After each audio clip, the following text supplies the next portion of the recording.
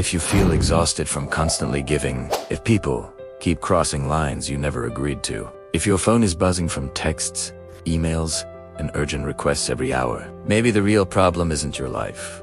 Maybe it's your boundaries. Hi, I'm Kai. Welcome to episode 11 of Breaking Through Life's Barriers. Today, we're re-talking about something absolutely essential in modern American life: setting boundaries and protecting your mental health. Whether you're juggling work emails on I-405 in Los Angeles traffic, navigating family expectations in a suburb outside Atlanta, or trying to stay afloat in a high-pressure corporate job in Manhattan, one thing is true: life in America moves fast, and without boundaries, it'll burn you out.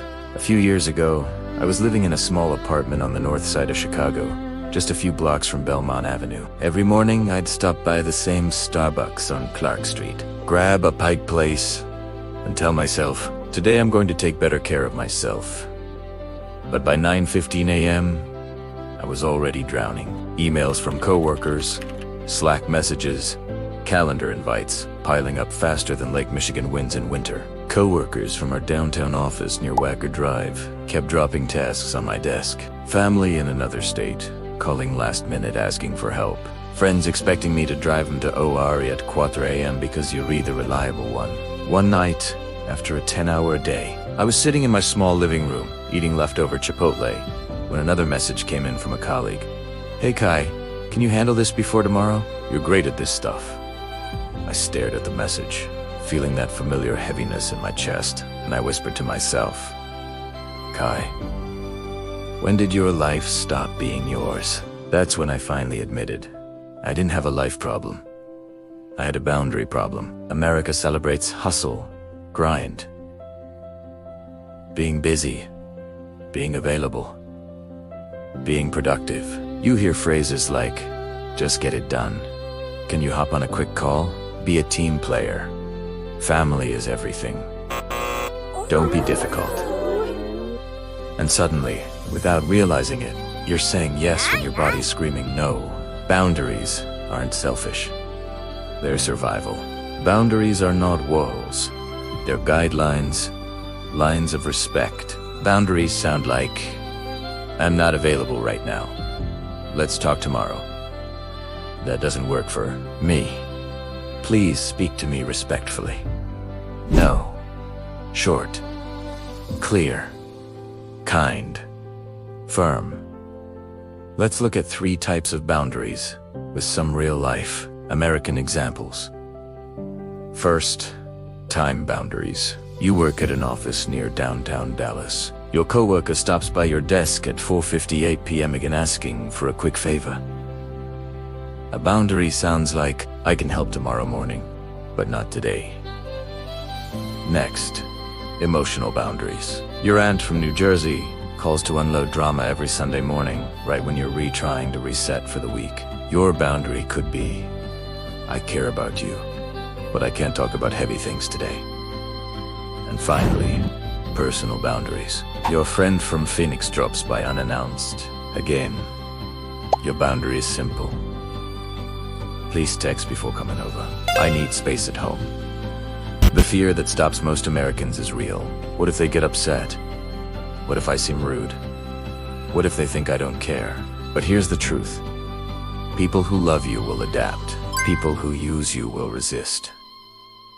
Let them, because losing people who disrespect your boundaries isn't a loss. It's a blessing. Here is the 3-step system that saved my mental health. Step 1. Pause before saying yes. We're conditioned to respond instantly, especially in the US workplace. Pause. Breathe. Ask yourself, do I have the time, energy, or capacity for this?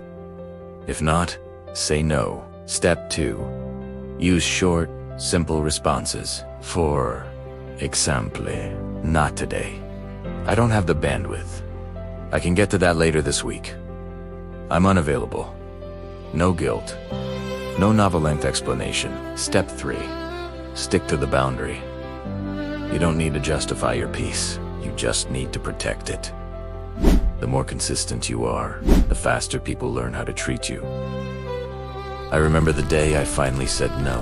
A friend from Seattle always assumed my weekends were free. One Saturday, I finally had a quiet morning sunlight coming through the blinds, fresh coffee brewing, my apartment peaceful for the first time in weeks. Then the text came. "Hey Kai, can you help me move?" It's last minute. Old Kai would have said, "Sure, I'll be right there." But new Kai texted back, "I can't today. Hope it goes well." One simple sentence. But it changed my life. My peace mattered. My rest mattered. My boundaries mattered. So what does life feel like with real boundaries? Less anxiety, more peace, more time. Less resentment. Healthier relationships, more respect, more energy, and more clarity. And most importantly, you finally stop abandoning yourself. I want you to hear this, especially in our culture. You are not being rude. You are not being selfish. You are not letting people down. You are reclaiming your life in a culture that constantly tries to take it from you. And that is strength. Here's your action challenge. Choose one small boundary today. Turn your phone on Do Not Disturb during dinner. Say no to a coworker's extra task. Block off 1 hour just for yourself. Delay replying to messages. Tell someone, "That doesn't work for me." Start small. Start today. Start with yourself. If this episode helped you breathe easier, share it with someone who needs permission to rest. And if you're ready to continue rebuilding your emotional strength in a world that never slows down, subscribe to Inspire Change today. This is episode 11 of our 20-part series, Breaking Through Life's Barriers. Hit subscribe, turn on notifications, and join me, Kai, as we continue building a life where peace, ISNTN, accident, it's a boundary.